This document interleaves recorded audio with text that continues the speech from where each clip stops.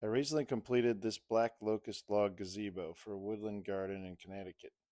The next step was to create a large dining table to match the scale and the style of the space. We decided on a 7-foot diameter top.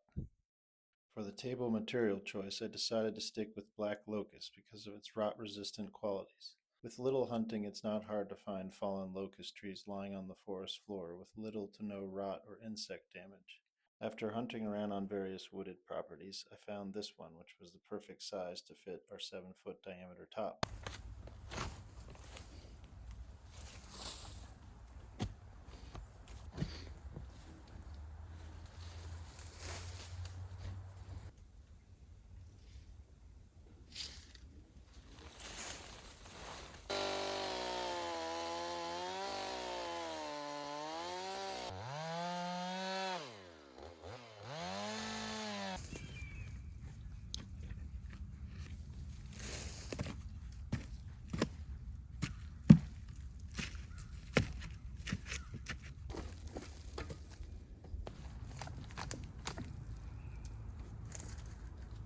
With fallen trees like this, you're always going to lose the roots on the side to which it fell.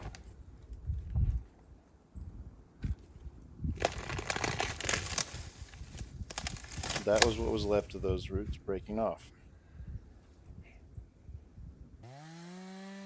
I was able to salvage the most substantial piece of broken root to reattach later for support.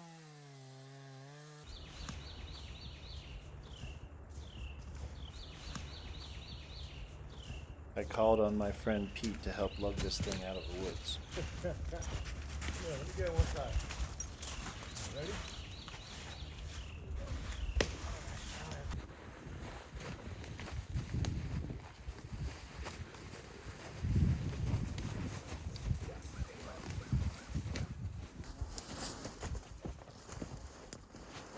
They selfishly built this stone wall here in the 1700s with a complete disregard for my table project.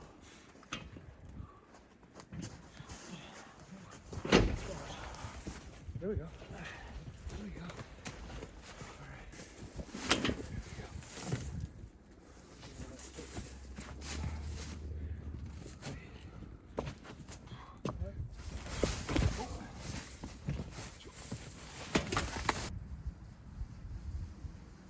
Here we reach the home stretch getting the stump to the truck. And Luna does some important snow angels.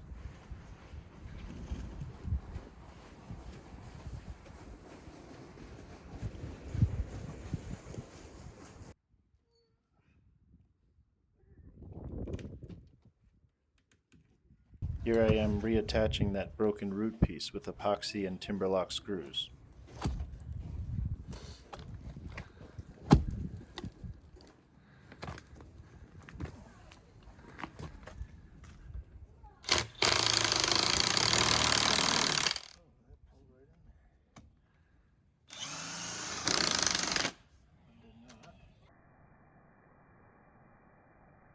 After blasting off the dirt and rocks, I make a rough cut with the chainsaw.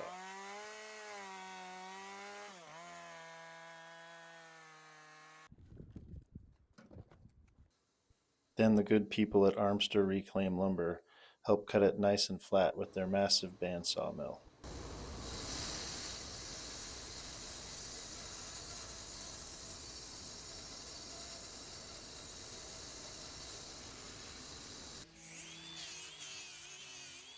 At the client's house, I do a thorough cleanup of the root base.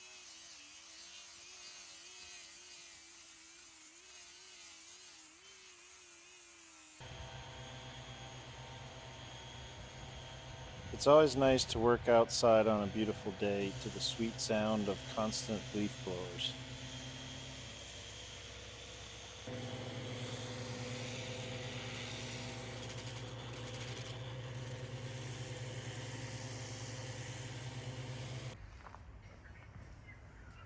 As I often strive to do with my work, I tried to make the table base feel as though it was growing out of the ground.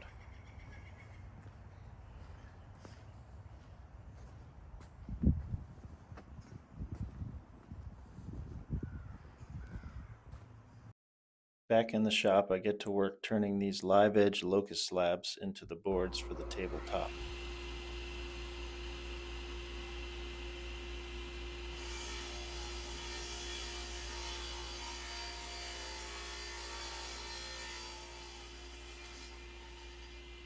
I discovered while editing this film that I make a weird face when I'm running the track saw.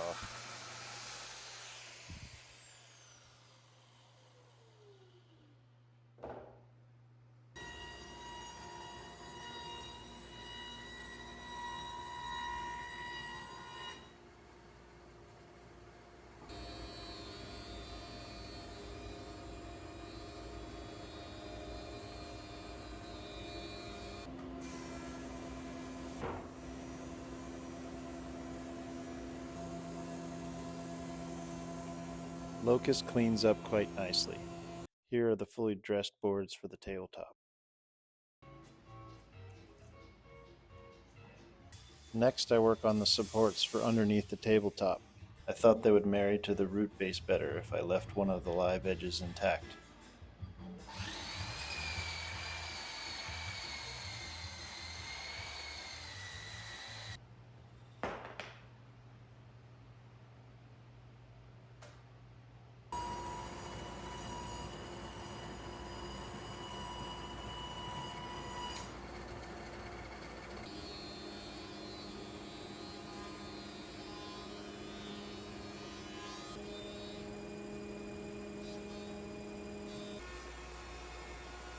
On the router table, I cut the dovetail profile so the tabletop boards can connect with a sliding dovetail.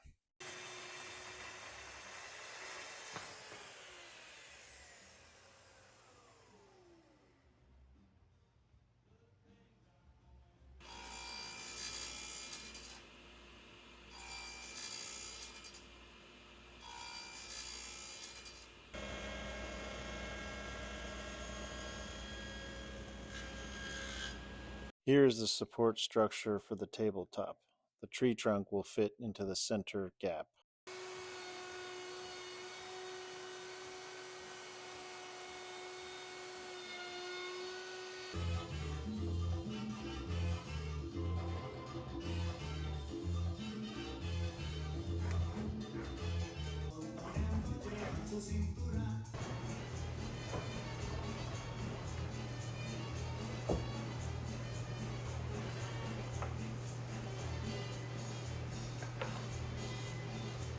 As you can tell, I really enjoy working to salsa music.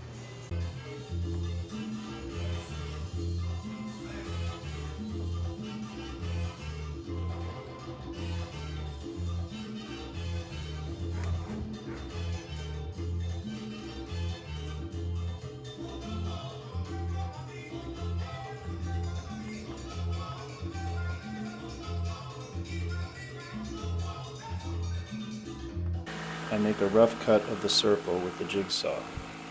It's slow going because Locust is very dense.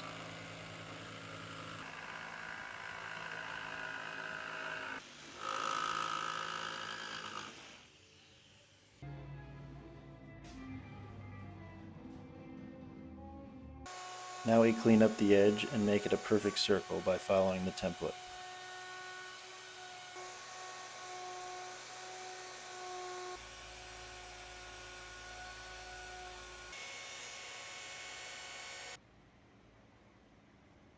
Here's the finished tabletop. For the final step, I wire brush the top of the boards to give it a little texture, which will match it to the root base a little better. I also sealed the end grains to keep the water out. Unfortunately, I was unable to document the tabletop being united with its base, but here you have the finished table. I bolted the tabletop supports to the root base with long stainless steel threaded rods. Besides sealing the end grain, I've decided to leave the table unfinished. Locust will weather to a nice silvery gray, and its tight grain will prevent it from splintering much. It lasts a long time outside unprotected, so leaving it unfinished by oils or top coats means less maintenance in the future. We had a custom waterproof cover made for the table anyway. This will keep it protected from grapes and bird droppings falling from the grapevine canopy above during the ripe grape season. To see how the gazebo and dining chairs were made, check out those short videos on my channel. And don't forget to subscribe.